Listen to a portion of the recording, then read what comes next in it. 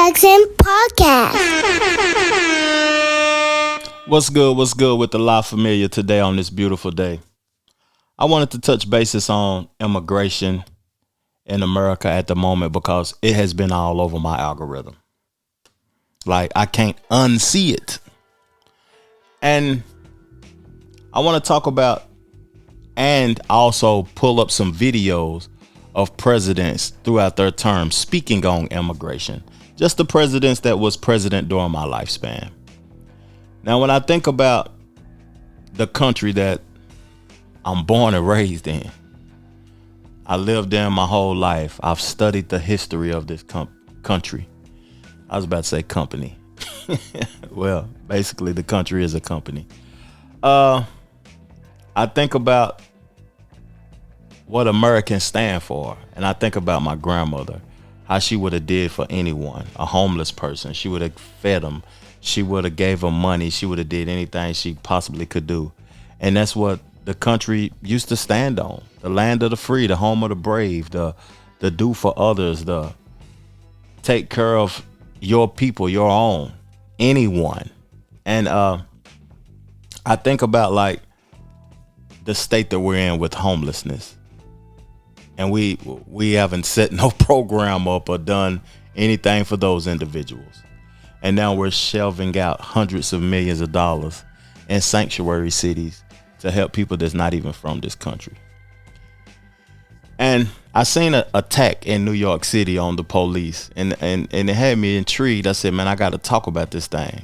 I'm going to play the visual right now, and I'm going to just have some commentary to it, though. But I have no ill intent towards people from other places, man. We're all beautiful. And at the end of the day, we're all immigrants, really.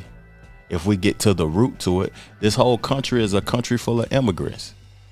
And I'm gonna play this visual, but it brought up so many things in my mind when I seen this video. And I want y'all to help me out in the comment section and tell me, what do y'all see when y'all see this video?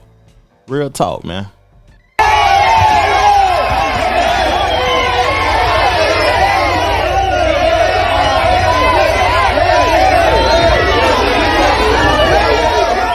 Let me turn the audio down. Let's talk about this. So what the police doing?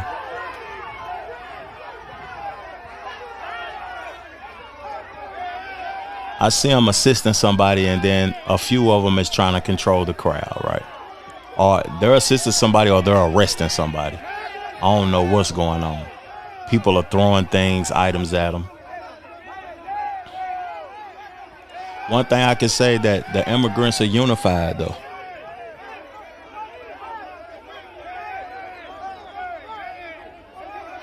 Now, I think it's some sort of law in New York City to where they can't be as assertive as other polices or polices in the South. Let's hear what they're saying. Hold up.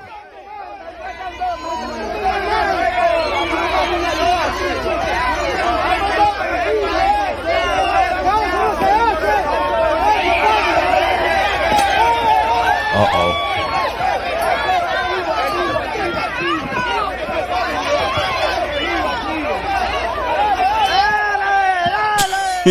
Man, they throwing backpacks in.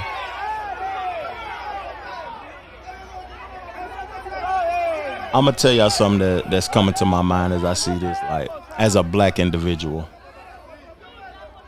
Man, I had this conversation with one of my partners at work, and don't get it twisted. Dang, like he breaking his arm. Don't get it twisted when I say this or whatever, though, but I was thinking, like, man, if a black person would have did that, they would have shot and killed them. You know, me looking at this, their people is not backing up. Nobody's pulling their phone out, recording it or nothing. They're more unified. Me and my partner, we was talking. We was at work, man, and we was talking about, like, how George Floyd was getting beat. Let me use George Floyd as an example.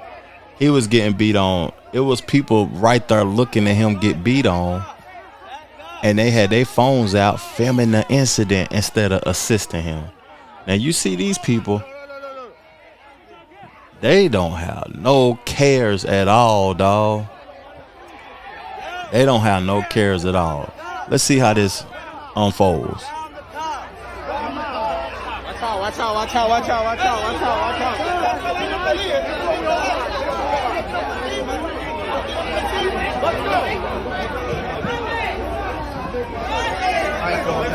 Let's go. Grab him, let's go. Grab him, let's go. Grab him, let's go.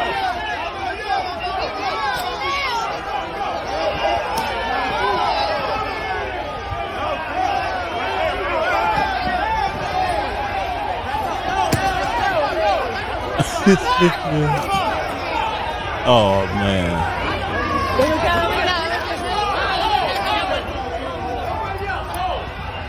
Man, they had to run up out of there, man. They had to run up out of there, man. It's another video in that same place where the migrants was beating on the police officers also. Now, what comes to my mind when I think of stuff like that is that in this country and the job force right now, do y'all feel like y'all are multitasking more than ever? Jobs are at a state and at a point right now to where when they hire you for this job. But once you get in there, you're doing a multitude of things. And when I look at those police officers, that's not what I think the job of a police officer is. I don't think that's a police officer's job to be doing what shouldn't the EMTs or the ambulance people be getting somebody together to carry up out of there? Like, a police officer's job is to obstruct the law. That's what I thought. If you're a police officer and you're watching this, tell me, like, what else do they got y'all doing? They got y'all multitasking, doing a lot of things. And I don't feel like that's good for the police officer. I feel like that hinders them at what they're supposed to be actually doing. Back to immigration, though, man. We at a state in this country where the most immigrants ever is coming in besides slavery in the 1800s. That was the most of all time. But they wanted us. They brought us here. We didn't try to come in. So I got some visuals of some of the highest things or the most heightened things that presidents said during their terms about immigration. And we're going to play those videos also. And I'm going to give y'all some commentary on that because it seems like the perception of immigrants has changed throughout the years. Yes, my name is David Grossberg, and I'd like to know, do you think the children of illegal aliens should be allowed to attend Texas public schools free, or do you think that their parents should pay for their education? Who are you addressing that to? I think you're first in this. He was looking right at you. I said he was. Look, I'd like to see something done about the illegal alien problem that would be so sensitive and so understanding about labor needs and human needs that problem wouldn't come up. But today, if those people are here, I would reluctantly say I think they would get whatever it is that they're, what the society is giving to their neighbors. But the problem has to be solved. The problem has to be solved because as we have kind of made illegal some kinds of labor that I'd like to see legal, we're doing two things. We're creating a whole society of really honorable, decent, family-loving people that are in violation of the law, and secondly, we're exacerbating relations with Mexico. The answer to your question is much more fundamental than whether they attend Houston schools, it seems to me. I don't want to see if they're living here, I don't want to see a whole thing of 6- and 8-year-old kids being made, one totally uneducated and made to feel that they're living with outside the law. Let's address ourselves to the fundamentals. These are good people, strong people. Part of my family is a Mexican. Can I add to that? I think the time has come that the United States and our neighbors, particularly our neighbor to the south, should have a better understanding and a better relationship than we've ever had. And I think that we haven't been sensitive enough to our size and our power. They have a problem of 40 to 50% unemployment. Now, this cannot continue without the possibility arising with regard to that other country that we talked about, of Cuba and what it is stirring up, of the possibility of trouble below the border, and we could have a very hostile and strange neighbor on our border. Rather than making them or talking about putting up a fence, why don't we work out some recognition of our mutual problems, make it possible for them to come here legally with a work permit, and then while they're working and earning here, they pay taxes here. And when they want to go back, they can go back, and they can cross and open the border both ways by understanding their problems. This is the only safety valve right now they have with that unemployment that probably keeps the lid from blowing off down there. And I think we could have a fine relationship, and it would solve the problem you mentioned also. Hold on, let me get that off of there before time try to give me a, mess up my video. I don't want them to do that. So I'm a talk about some of the key points that were said during that. Bush said that they are honorable, decent people. Some of my family is Mexicans. He's a Texas man now. He was based out of Texas. And he talked about, like, we don't want to mess up our relationship with Mexico. This was the 80s.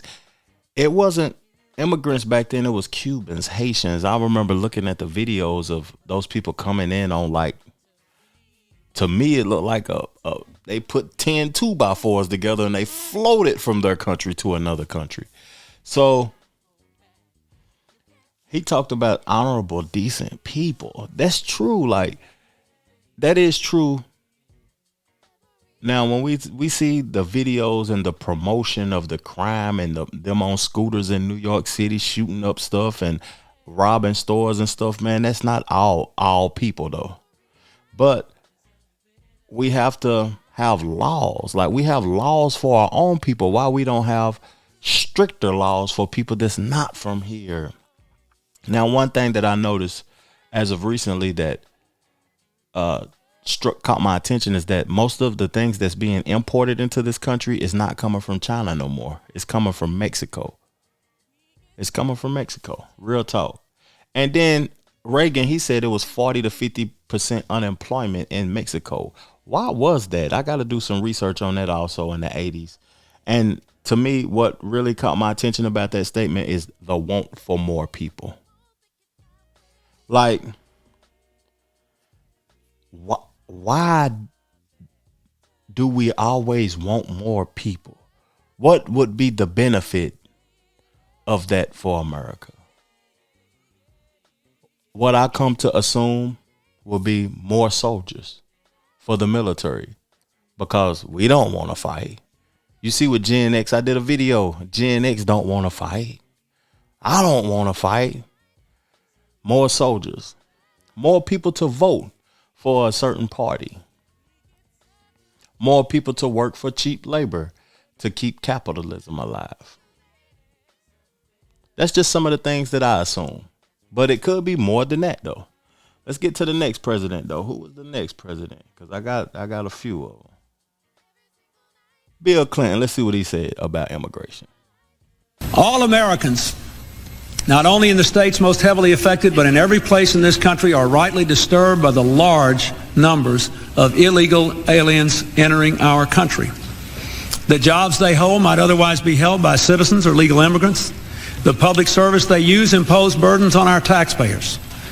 That's why our administration has moved aggressively to secure our borders more, by hiring a record number of new border guards, by deporting twice as many criminal aliens as ever before, by cracking down on illegal hiring, by barring welfare benefits to illegal aliens. In the budget I will present to you, we will try to do more to speed the deportation of illegal aliens who are arrested for crimes, to better identify illegal aliens in the workplace as recommended by the commission headed by former Congresswoman Barbara Jordan. We are a nation of immigrants, but we are also a nation of laws. It is wrong and ultimately self-defeating for a nation of immigrants to permit the kind of abuse of our immigration laws we have seen in recent years, and we must do more to stop it.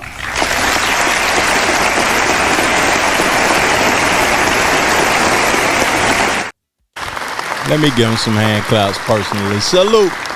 1995 Bill Clinton. He was talking that talk, man. But That sounds more conservative than democratic if he said that in this day and time. That sounds more like Republican ideology. He acknowledged that we are a nation of immigrants. He talked about jobs being took. States disturbed. They disturbed just so many people coming across this border. The abuse of laws. And then another thing that really caught my attention about what he was saying is that when you get these people benefits and opportunities and stuff, man, the money that you giving these people is coming from the taxpayers. That's disrespectful. That's disrespectful. You won't do for your own people who's paying the taxes, but you'll do for people that's not even legally over here, that's not abiding by the laws, and making us pay for it. Ridiculous. Let's get to the next president, though. W. America can be a lawful society and a welcoming society at the same time. We can uphold our traditions of assimilating immigrants and honoring our heritage of a nation built on the rule of law. But we have a problem. The laws governing the immigration system aren't working. The system is broken. We're now in an important debate in reforming those laws, and that's good. I don't intend to get involved in the politics or the specifics of policy, but I do hope there is a positive resolution to the debate. And I hope during the debate that we keep a benevolent spirit in mind and that we understand the contributions immigrants make to our country. We must remember that the vast majority of immigrants are decent people who work hard and support their families and practice their faith and lead responsible lives. The Trevor Jackson Podcast. He kind of said similar things that his father said about him being good people and all of that. And on the comment on that clip, he said that we can be a lawful and welcoming country at the same time. We have laws you have to abide by, but we can welcome you in if you're willing to obey the law. If you're willing to be obedient to the law, this is a welcoming place. Come on. It's welcoming. We're built on law. And then the whole speech is on YouTube. It's called "The System is Broken." That was released in 2001. 2001, the system is broken. So if the system is broken and the laws need to be reformed and all of that, and that was 22 years ago, what needs to be done today? Real talk. Reforming laws. What needs to be done today? What change needs to be done today? And why the country isn't doing anything about it? Really, I don't see nothing being done about it. I just see more and more people coming in that's not obeying the law, just like we seen in that video that I played from the jump. Let's get to the next president, though. Bam. Come on, video.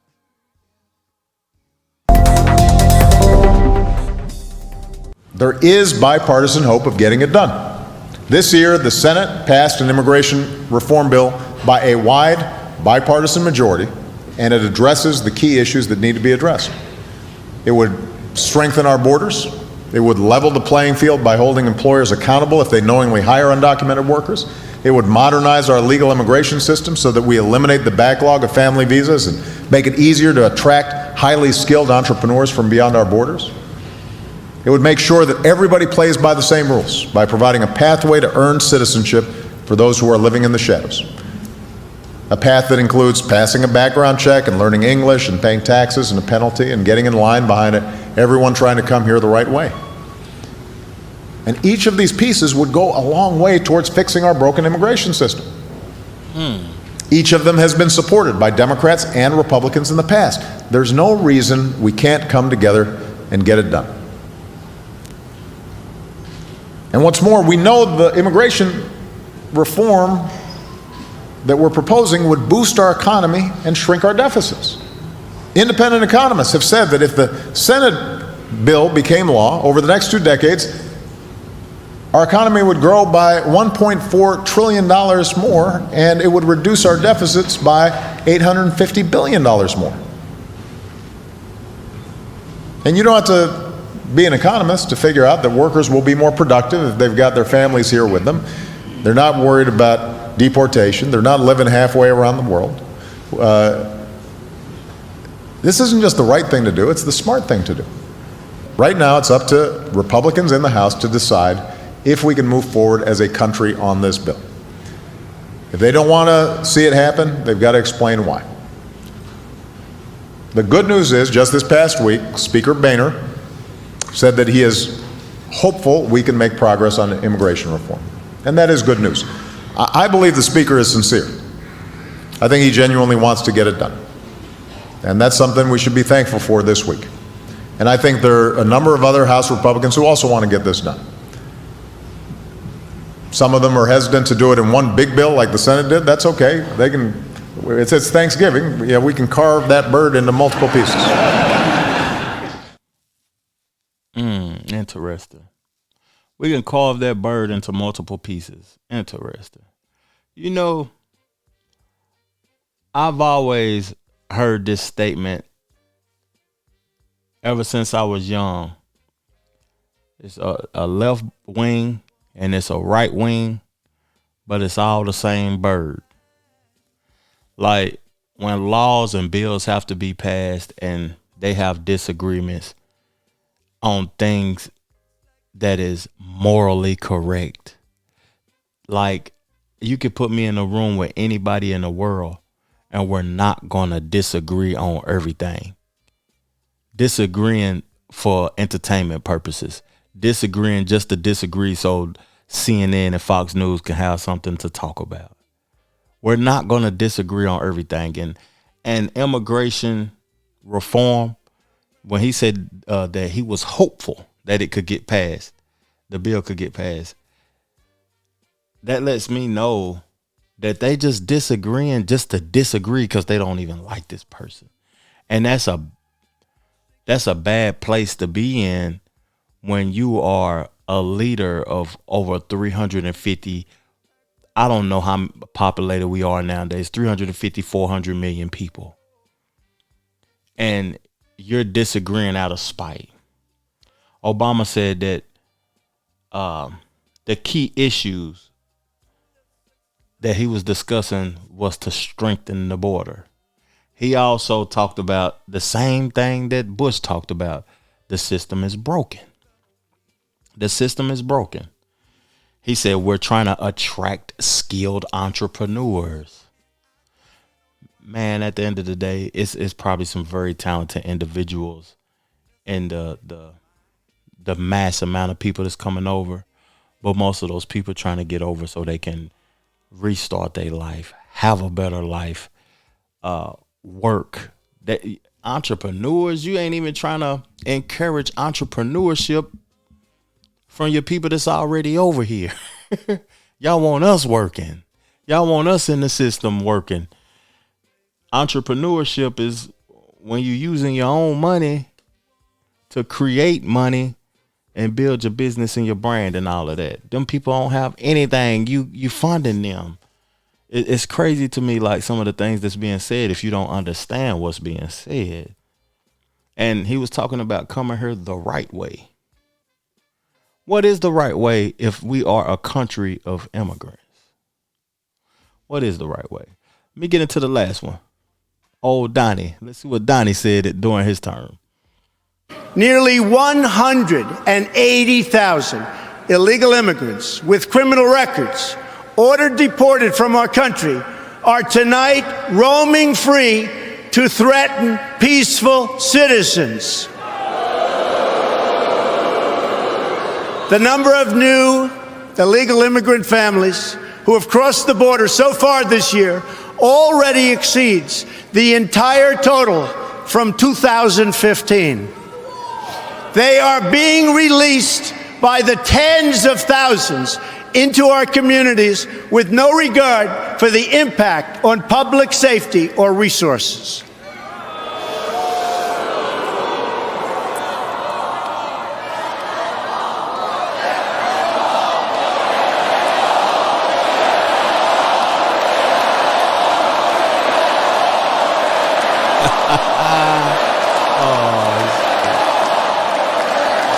Bill, that boy, they wildin'. Let them talk. One such border crosser was released and made his way to Nebraska.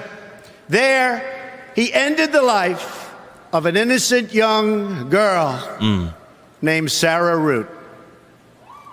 She was 21 years old and was killed the day after graduating from college with a 4.0 grade point average, number one in her class. Her killer was then released a second time, and he is now a fugitive from the law. I've met Sarah's beautiful family, but to this administration, their amazing daughter was just one more American life that wasn't worth protecting. No more. One more child to sacrifice on the order and on the altar of open borders.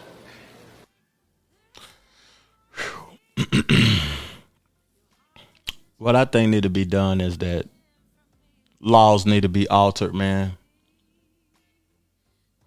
But what use is laws being altered when this is what our government wants?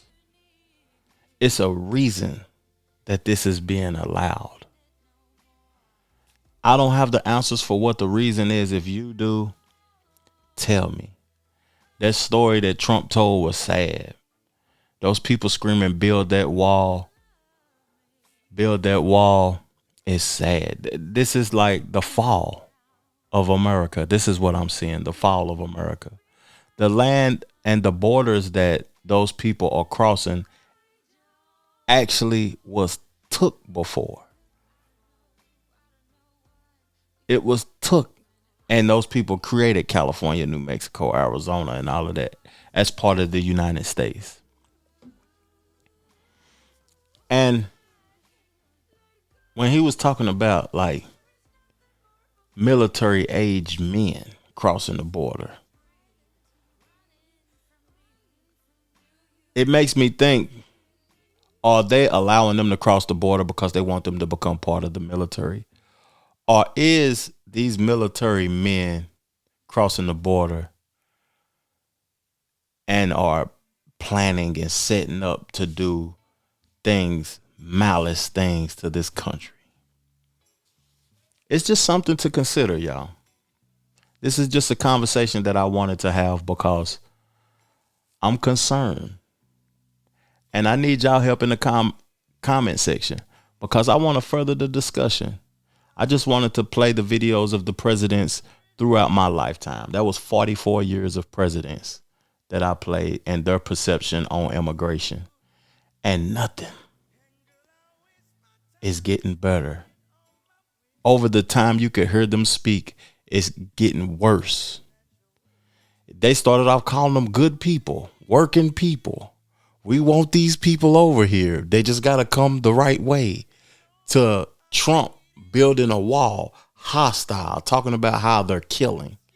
That was the layout of that. That's why I wanted to play all of that, because I've been researching and listening and wondering why, how, what's the reason, what's the purposes. I don't talk to people that often. I just be in my bag reading books and researching and trying to learn stuff, history and all of that. And this really caught my attention, y'all. Thank y'all for tuning in, man. I appreciate y'all. Subscribe to the channel, share the show, get in the comment section, and let's further the discussion. Peace, love, plenty, abundance. Make sure you go get you some money, and I'm out. Chill. Pick and choose. What it came down to for me is this. I see homeless folks in the streets of New York all the time that are American citizens. I damn sure see them in California.